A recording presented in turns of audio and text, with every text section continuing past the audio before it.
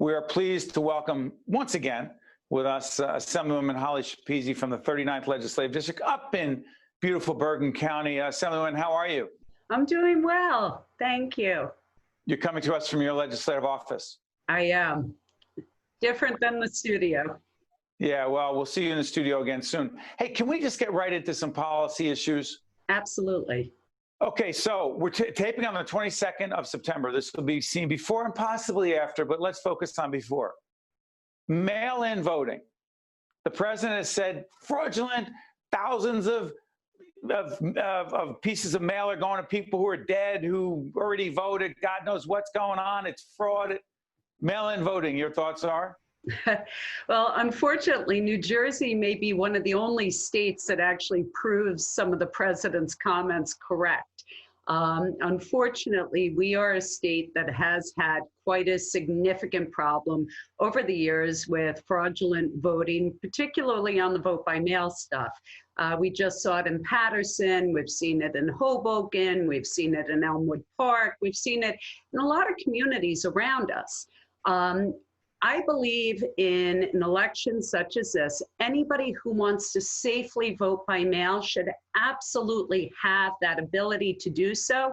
But I thoroughly disagree, pursuant to executive order, taking away the right of millions of people to go and vote in person who want to vote in person. And in a state such as New Jersey, with so many issues historically, trying to mandate 100% vote by mail for a presidential election is insane. Well, hold on one second. Assemblywoman, didn't Governor Murphy's executive order allow for people to vote in person if they choose to, with limited number of polling places? You have limited number of polling places, but this is where people are so confused. People go, well, great, I can vote in person, thinking that they're going to walk into their polling place, go to a machine and place a machine ballot vote like they've done for the past several decades. The governor's executive order takes away that ability, and you are only permitted to go in and vote pursuant to a paper provisional ballot, which really makes absolutely no sense. If this is being done pursuant to health and safety considerations, now you are having people in the polling locations for probably 10 times longer than they would be if they were just going in to merely place a machine vote.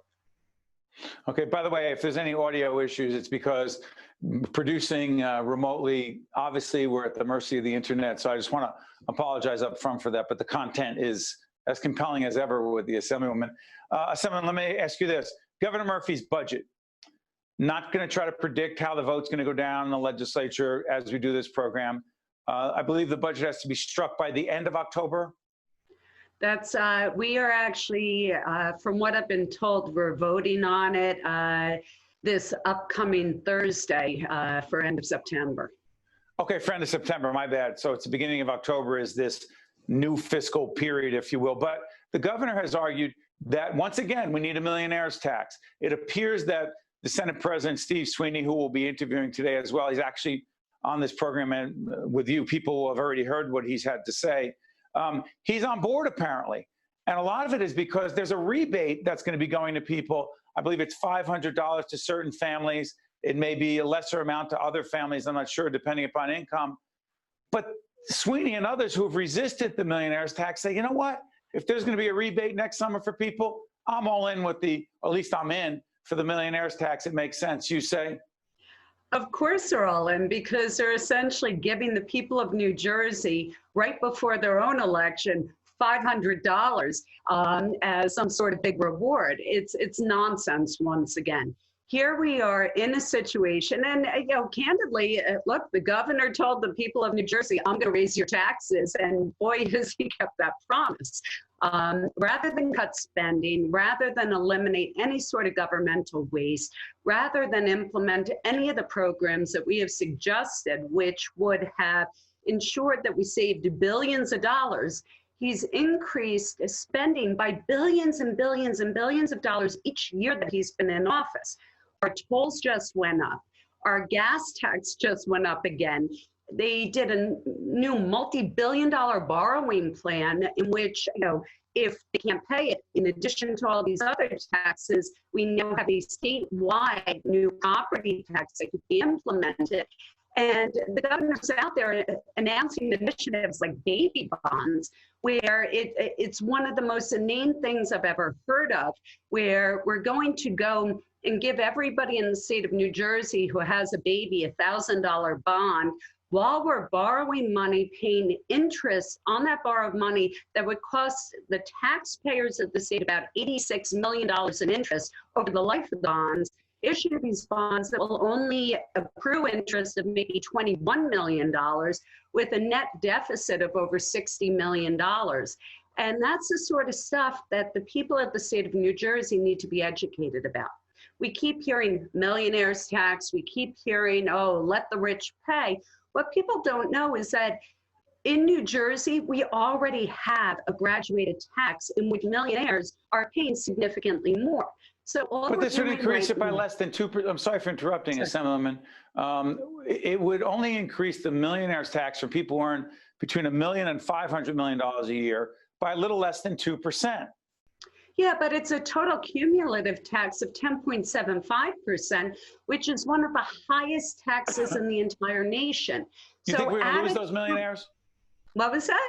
Do you think we're going to lose those millionaires who move to other states, particularly Florida, who establish legal residency and say, I'm out, and then we lose all that revenue? Because the governor has said he doesn't believe people move based on income tax exclusively or even largely.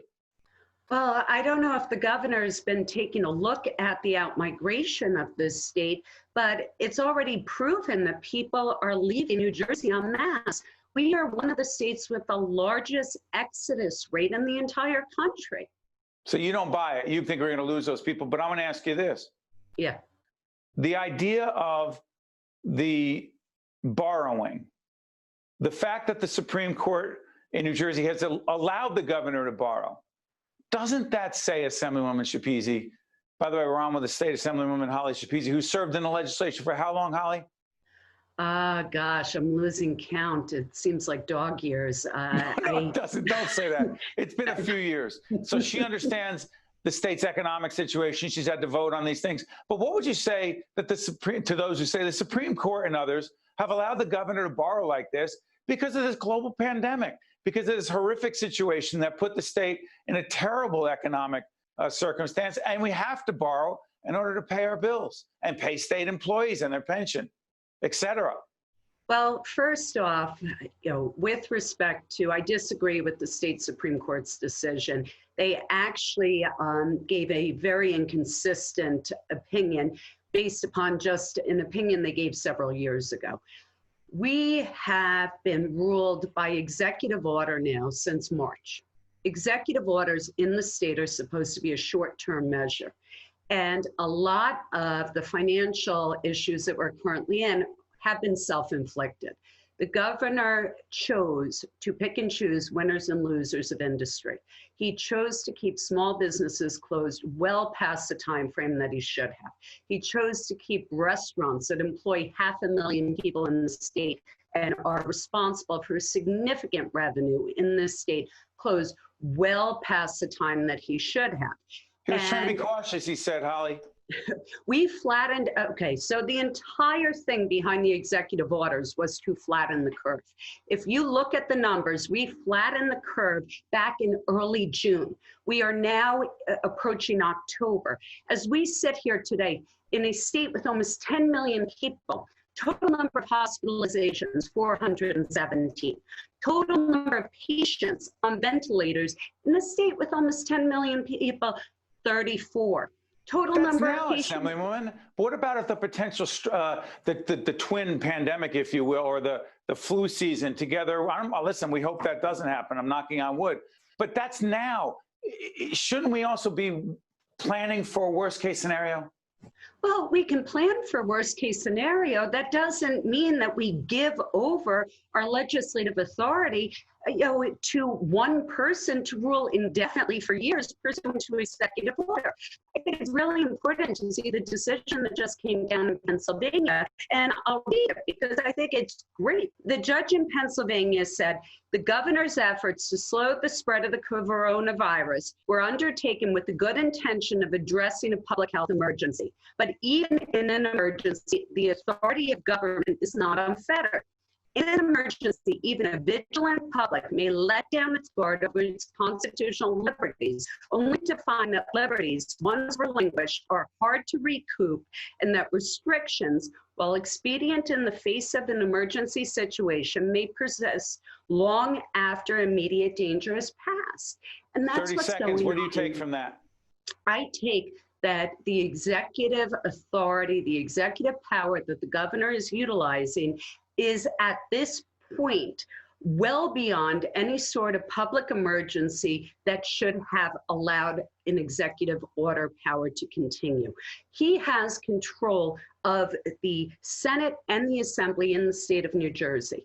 He should come to the Senate, to the Assembly, have us do our jobs, and in the event that we have a twin pandemic coming forward in the future, that is our role and responsibility. This isn't a wink, wink, nod, nod. We're going to give up all of our powers so that we don't actually have to make decisions that, could harm us in a future election. It's absurd at this point.